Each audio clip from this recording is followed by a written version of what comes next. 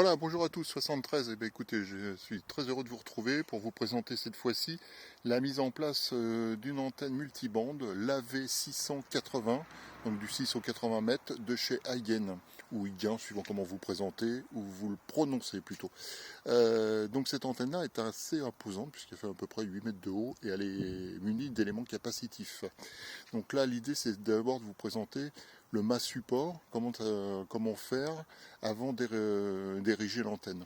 Donc on va aller se tourner, donc je vais reprendre ma main comme ça. Voilà, c'est plus facile pour moi maintenant. Donc voilà. Donc là on a un mât, je vais commencer volontairement de la base parce que je vous présente le fait que j'ai mis, comme je vous l'ai indiqué dans d'autres vidéos, je mets toujours une terre à côté. Donc là j'ai enfoncé un piquet de terre d'à peu près 1 mètre. J'ai fait un avant-trou pour information, un avant-trou avec une baramine, donc ça fait à peu près 22-25 mm de diamètre. Et dans ce trou-là, j'ai mis du sel. Alors pas du sel de cuisine, hein, j'ai utilisé le sel fin qu'il y a dans l'adoucisseur d'eau. Quand vous mettez un sac de sel, il reste toujours du sel, en fin de compte, en poudre. Donc je l'ai mis dans le trou, et puis après j'ai planté mon piquet de terre. Donc ça va pour un effet de rendre un peu plus conducteur la terre autour. Bon, il est bien évident que le sel va finir par se dissoudre à un moment ou à un autre, mais là comment dire, une amélioration de la conductivité par rapport à cette mise à la terre. Ensuite, je fais en sorte qu'il y ait de l'herbe. Vous voyez, c'est de l'herbe qui a été coupée. Donc je demande à l'YL de me mettre au pied l'herbe. Donc il y a une fermentation qui se passe et il y a toujours un taux d'humidité assez important qui permet d'avoir un sol humide. Sachant que, comme vous l'avez remarqué, le mât d'antenne, lui, il est planté. Hein. Il est planté en terre. Il n'est pas bétonné du tout. Hein. Si vous mettez un mât en terre, eh ben, vous réservez un tiers de la hauteur en terre. Donc ça veut dire que sur par exemple 1 mètre, ben, vous mettez 30 cm en terre, sachant qu'il vous restera environ 60 cm de vertical hors terre, hors sol. Pour fixer votre mât, vous faites un trou préalablement à la pelle bêche d'à peu près d'un carré de 50 cm sur 50 cm. Vous faites un support avec des morceaux de bois qui vont vous maintenir le pied du mât. Hein, donc vous pouvez mettre un collier, vous pouvez mettre ce que vous voulez, vous faites une croix avec des morceaux de bois de récupération, des bouts de palette, tout ce que vous voulez, ou même des branches de noyer, hein, ça peut suffire. Vous ligaturez les branches de noyer entre elles avec du fil de fer, de grillage, et ça fait la rue Michel, comme on disait bien. Et puis ensuite, vous mouillez bien le fond de votre fouille, vous mettez des cailloux. Vous commencez par des gros cailloux de blocage, vous montez tout autour, et puis après vous remettez des cailloux soit plus fins, soit du sable, et puis vous rebouchez sur à peu près 10 cm de terre, ce qu'on appelle de la terre végétale, qui va permettre à la végétation de reprendre le dessus. Bon là, pour l'antenne, d'après la notice, il est donné de la mettre à peu près à 1,80 m du sol. Bon, je vais vous dire que je mesure à peu près 1,90 m, on va arrondir. Donc là, elle est à peu près à 2 mètres, hein, le mât fait 2 mètres de haut, sachant qu'il y en a à peu près 1,50 m en terre. Donc c'est un mât emboîté de 40. On va faire le tour. Hop. Alors, je vais monter sur l'échafaudage. Donc là, moi j'ai mis la pièce de fixation parce que l'antenne étant tellement grande, elle a tellement de ballons, elle a un poids. Tout le poids de l'antenne, le centre de gravité se trouve sur le tiers supérieur à cause des éléments capacitifs, des brins capacitifs qui viennent se placer. Du coup, c'est très risqué de la monter. On avait déjà essayé de la monter une fois avec le cuir papette et on n'y est pas arrivé parce que y avait trop de ballons, trop de risques. Donc on a préféré descendre l'antenne. Elle a été montée dans un autre endroit où elle fonctionnait très bien. Bon là ici on va voir comment elle va se comporter, sachant qu'il y a le grillage à côté, qu'il y a pas mal de choses, mais elle demandera certainement à être revue au niveau des réglages.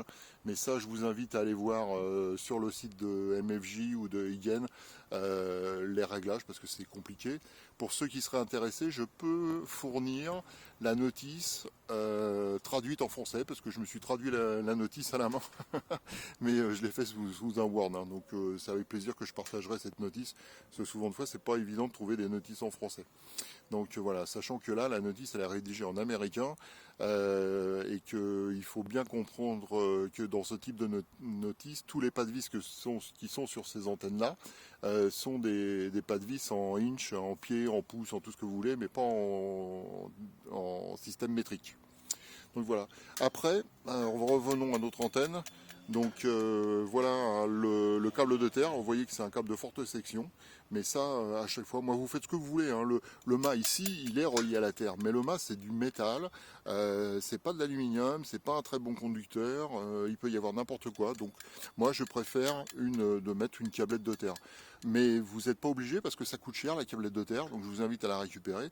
Et si vous en mettez une, essayez d'en mettre une de bon diamètre, hein. Vous voyez, j'essaie de vous faire voir, mais je ne sais pas si on voit correctement. Il faudrait que je repuisse faire la mise au point. Je suis désolé, mais j'ai pas un téléphone qui fait la mise au point automatiquement. Donc c'est un peu couillon de la lune comme on dit. Mais voilà, pour revenir à ça, essayer de mettre un bon diamètre. Il faut vraiment que l'écoulement des statiques, et en cas de charge statique ou autre, hein, si la foudre venait à tomber, il faut qu'elle aille le plus directement possible. Bon, il est sûr et certain que si la foudre tombe sur l'antenne, déjà elle va exploser l'antenne.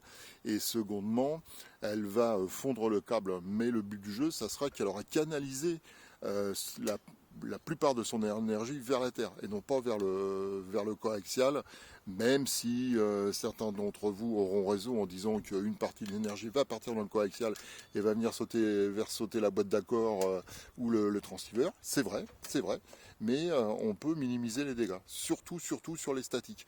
Ici en Touraine, on a énormément d'éclairs d'électricité statique, c'est-à-dire que les cumulus s'envoient des bourres entre eux, c'est un vrai bon jeu de mots ça, et les charges statiques ionisent l'air environnant, et ça crée justement ces plics et plaques que vous entendez, les QRN que vous entendez dans vos transceivers, dans vos récepteurs, et ils sont très caractéristiques. Et moi je pense surtout à ceux qui habitent la région de Chinon, Saumur, Montsereau, Fontevraud et autres, là, Bourgueil, où là où il y a une confluence de rivières et les terrains sont très conducteur. C'est une plaine alluvionnaire, hein, la confluence de deux rivières, chargée de sable, et les orages adorent aller se décharger par là. Donc, aller se décharger, j'aime bien l'expression, aller se décharger par là, ouais.